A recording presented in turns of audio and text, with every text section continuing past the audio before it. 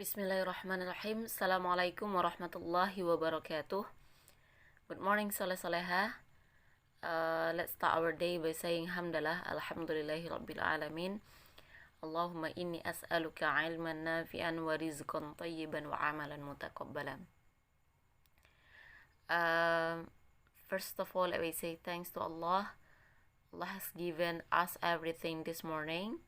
Salawat and salam for our Prophet Muhammad sallallahu alaihi wasallam. Allahumma salli ala Muhammad wa ala ali Muhammad. Okay, class, today we will learn about what will you do. What will you do?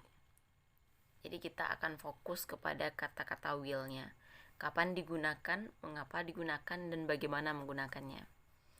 Okay, let's come to the explanation. Mari kita masuk ke penjelasannya.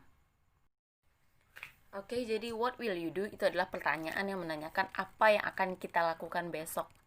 Kalau will itu artinya akan ya. Jadi kalau kita ditanya tentang apa yang akan kita lakukan besok, berarti itu sesuatu yang belum terjadi atau future, masa depan gitu. Jadi dalam bahasa Inggris itu dikenal sebagai future tense atau pola bahasa atau tata bahasa yang menunjukkan kalimat yang akan terjadi ke depannya. Jadi will artinya adalah akan di sini, oke? Kita masuk ke kelompok pertama. Di sini nanti akan ada 3 kelompok kalimat dan itu masing-masing berbeda ya maksudnya. Oke, kelompok pertama itu adalah kalimat-kalimat yang positif atau yang menyatakan kesanggupan atau dia mampu gitu ya. Contohnya yang untuk pertama, she will finish her homework. She will finish her homework. Dia, she itu dia perempuan, dia will itu akan, seperti yang kita bilang tadi ya, dia akan menyelesaikan tugasnya atau PR-nya gitu. Jadi itu menunjukkan kesanggupan, jadi dia akan melakukannya gitu ya. Jadi kalau akan, apakah dia sudah menyelesaikan PR-nya? Belum kan? Tapi dia akan menyelesaikan PR-nya di kemudian waktu gitu. Apakah 2 jam lagi, atau 3 jam lagi, atau besok, atau minggu besok, seperti itu. Jadi will itu artinya akan dan digunakan untuk menyatakan kegiatan atau aktivitas yang akan kita lakukan di waktu kedepannya. Waktu kedepan itu nggak harus besok, bisa jadi 2 jam lagi, bisa jadi 3 jam lagi, bisa jadi beberapa saat lagi, seperti itu. Kalimat kedua, Palestine will be free. Palestina akan bebas. Nah, seperti ini. Jadi penggunaan kata will itu diletakkan setelah subjek dari sebuah kalimat. Subjek itu adalah pelaku dari sebuah kalimat ya. Maka kata will diletakkan di sana. Setelah will itu akan ada kata kerja bentuk pertama. Finish itu kata kerja bentuk pertama. Be itu kenapa di sini ada be? Karena free itu bukan kata kerja, maka harus disambut oleh to be. Jadi itu ditulis sebagai be. Seperti itu. Jadi kalau dia menggunakan kata kerja, langsung saja setelah will-nya kata kerja. Kalau dia bukan kata kerja atau hanya menyatakan sifat, menyatakan keadaan, maka tambahkan be setelah kata will-nya. Oke, lanjut kalimat ketiga, he will read Al-Kahfi. He itu dia laki-laki, dia akan membaca surah Al-Kahfi gitu ya. It will be fine. Semua akan baik-baik saja. Baik-baik saja kan bukan kata kerja kan, makanya ada kata be di situ. They'll come. Jadi ada penulisan beberapa untuk kata will ini menyingkatnya dengan koma ll gitu. Apakah cuma they yang bisa disingkat? Tidak, semuanya bisa. Contoh she will itu kadang ditulis she, ll. Palestine will, Palestine, ll. He will, he, di atas ll. Seperti itu ya, bisa disingkat sebagai ll will nih. They'll come. Mereka akan datang. Itu semua kalimat positif yang menunjukkan kesanggupan. Kita masuk ke kelompok kedua. I will not visit you. Nah, ini menunjukkan ketidaksanggupan melakukannya. Jadi ada kata not-nya, kalimat negatif namanya kalau dalam bahasa Inggris, negative sentence. I will not visit you. Aku tidak akan mengunjungimu. Nah, tidak akan gitu ya. Will itu akan, not itu tidak. Jadi, kalau untuk membuat kalimat negatifnya, tambahkan kata not setelah will. Baru kemudian masukkan kata kerjanya. I will not visit you. Aku tidak akan mengunjungimu. Kalimat kedua, you will not close the door.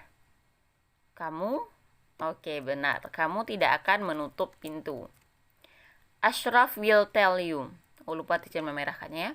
Ashraf akan menceritakan padamu.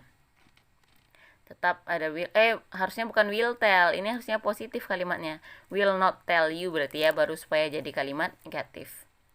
My mother will not be angry. Sama seperti tadi, kalau dia tidak memiliki kata kerja kalimatnya, maka tambahkan be setelah will not-nya. Kalau tadi setelah will karena dia positif, ini setelah will not. Karena kalau kalimat negatif ada not setelah will-nya. My mother will not be angry.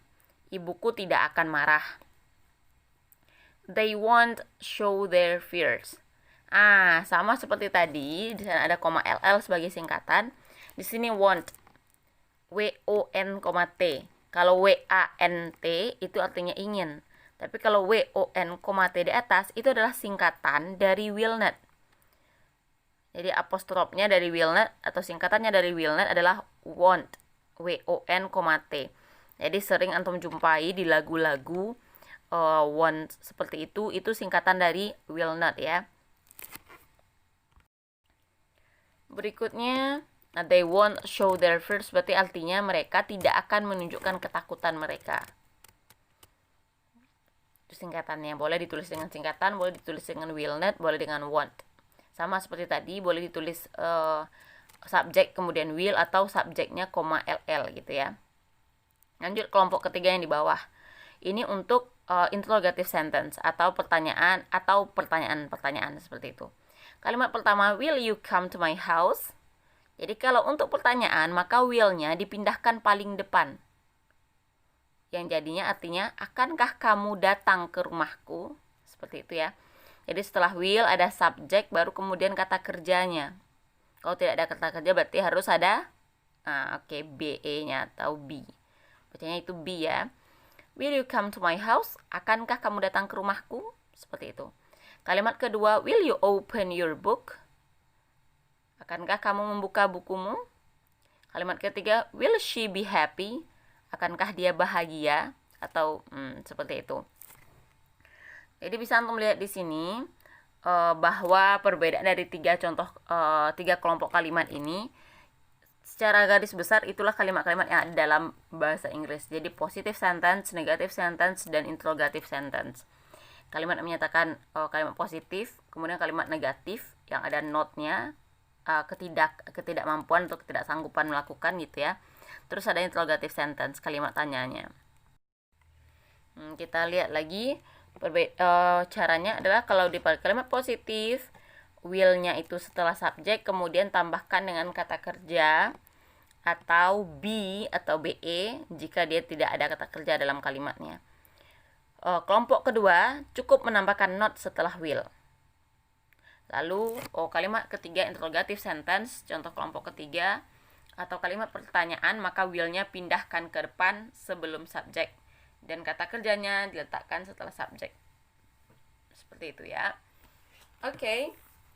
Kita masuk ke berikutnya adalah time signal atau petanda waktunya. Jadi untuk kalimat-kalimat future tense atau kalimat-kalimat dengan yang menyatakan aktivitas di besok hari, itu ada beberapa time signal atau petanda waktu yang biasa digunakan. Jadi beberapa petanda waktu yang bisa digunakan yaitu pertama, tomorrow. Tomorrow artinya besok. Tonight, nanti malam.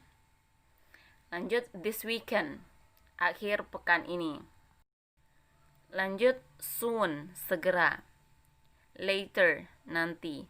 Ini sering pasti ya untuk nonton di YouTube. Contohnya 3 weeks later atau 1,000 hours later. Gitu kata dia kan? Later itu nanti. Berarti kalau seandainya a weeks later berarti seminggu lagi gitu ya.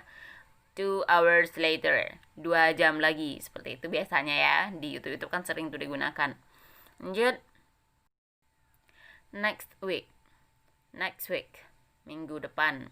Next month, bulan depan. Next year, tahun depan. Next itu kan artinya selanjutnya. Tapi kan mungkin kita ngartikan minggu selanjutnya gitu kan. Kita biasanya menggunakannya dalam bahasa Indonesia itu minggu depan, tahun depan. Itu beberapa time signal atau pertanda waktu yang digunakan dalam kalimat yang menunjukkan aktivitasnya besok. Jadi contoh kalimatnya contoh gini. I will come to your house tomorrow. Aku akan datang ke rumahmu besok. Nah, seperti itu ya. Time signal itu diletakkan biasanya di belakang atau di ujung kalimat, seperti itu. Jadi, kalimat future tense ini atau what will you do itu menunjukkan aktivitas di masa mendatang. Jadi, kita mengungkapkan apa yang kita lakukan atau akan kita lakukan di waktu kemudian. Apakah 1 jam lagi atau setelah kita membicarakannya, seperti itu. Oke, ini ada sebuah quote ya. The best preparation for tomorrow is doing your best today. Persiapan paling bagus untuk besok hari adalah kamu melakukan yang terbaik hari ini. Jadi, terkadang manusia itu dia hidup di hari ini, tapi dia sibuk memikirkan apa yang bakal dilakukannya di esok hari. Sehingga karena dia terlalu sibuk memikirkan hari esok, dia lupa melakukan yang terbaik di hari ini. Dan pada saat yang sama, dia justru menghancurkan hari esoknya. Dia menghancurkan hari esoknya karena dia tidak melakukan yang terbaik di hari ini.